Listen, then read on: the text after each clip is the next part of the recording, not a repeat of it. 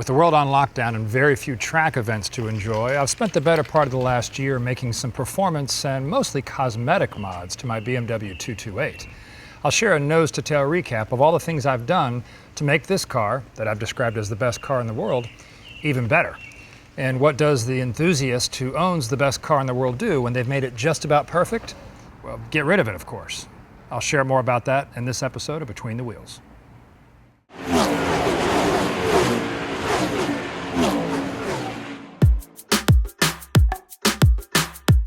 With the intent to keep my mods largely cosmetic, there were a few key things I wanted to change about my BMW 228.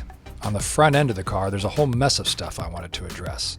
First, the yellow, dim halogen headlights had to go, and of course I wanted LED halos, what BMW driver doesn't. And while we're getting in the car's grille, let's get rid of it and replace the chrome grille with a blacked out M-style version.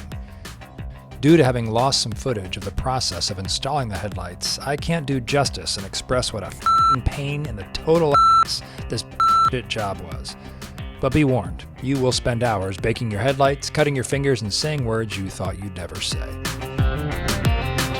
Once those items were sorted, the last flourish for the 2 Series schnoz is a new front splitter, guaranteed to make you hold your breath at driveways and speed bumps.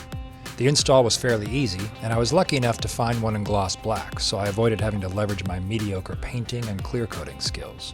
Under the heading of protecting the car on the road and track was something I hadn't done before, ceramic coating for the paint. After some research on trusty old YouTube, I chose from among the wide variety of products available, and I followed the instructions. About half a day later, I was very pleased with the results, and the car maintains a shine even if I go a bit longer between washes. Next, in lieu of wider wheels, which would have been a future purchase, I wanted some more aggressive stance. Enter wheel spacers from ECS Tuning. 15mm in the rear and 12 up front, and the car looks more aggressive. Moving around the back of the car comes the mod I was most excited about, a new used exhaust.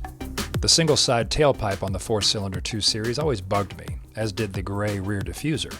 I purchased a gently used exhaust from an M235 from a fellow Beamer head, found a splitter I liked on eBay, and I headed down to my local muffler shop for some cutting and welding.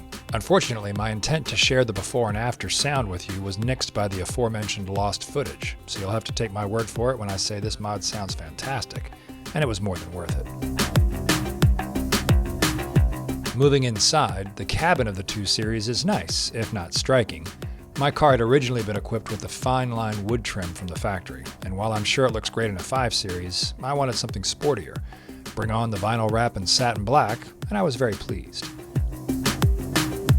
While I was wrapping stuff, I decided a nice leather and Alcantara wheel wrap was in order, complete with M-color thread theme. And what's that peeking out from behind the wheel? A red start button? Yeah, I almost told myself I'd gone too far with this simple mod, but it creates a surprisingly joyous feeling every time I get in the car and jab it. Rounding out my interior work was the install of an Eton front speaker upgrade, which included adding tweeters hidden behind Harman Kardon speaker sails, a low-cost improvement to the fairly dull sound of the so-called hi-fi sound system. So with all that time and energy put into this vehicle, how in the world could I think of getting rid of it? Well, I am thinking about that, and I'll explain why. I've experienced all too closely that one can lose their car on the track in an instant, and I've grown so fond of this car, I don't want to see that happen to my BMW. I've also pondered the fact that the question that I asked when I started this series, can one car rule them all, has kind of come back to haunt me. This car is my daily driver, and it also serves as my weekend warrior once track driving is starting to come back here post-pandemic. And I don't know that I'll ever be able to push the car as hard as I want to for fear something will happen to it. And so mentally, my driving skill and the progression of my driving education is going to be hampered by the fact that this is my one car. And if I do something to my car on the weekend, it kind of screws me up Monday through Friday when I need to use it. So I've pondered that question again and come to the realization that I need 2 cars. And it's a first world situation. I realize that I'm fortunate enough to make this decision to have 2 vehicles, one for the track and one for the road. But I am fortunate, and so I've decided that 2 cars is the way to go for me, so that I know that that track vehicle is something that can grow with me and that I can push. And if something happens to it, regrettably, it's my track vehicle. The second realization tied to that is, if this is going to be my daily driver, is it special enough?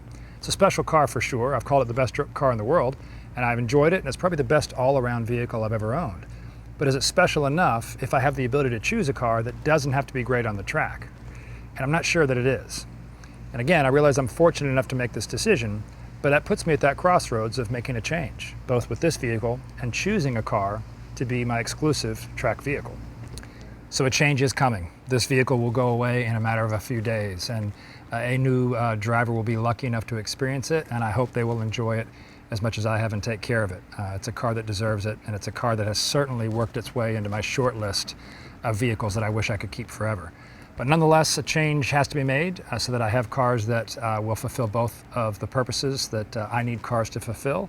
And I have a new daily driver on its way to me now. It's being transported to me, and I can't wait to experience it.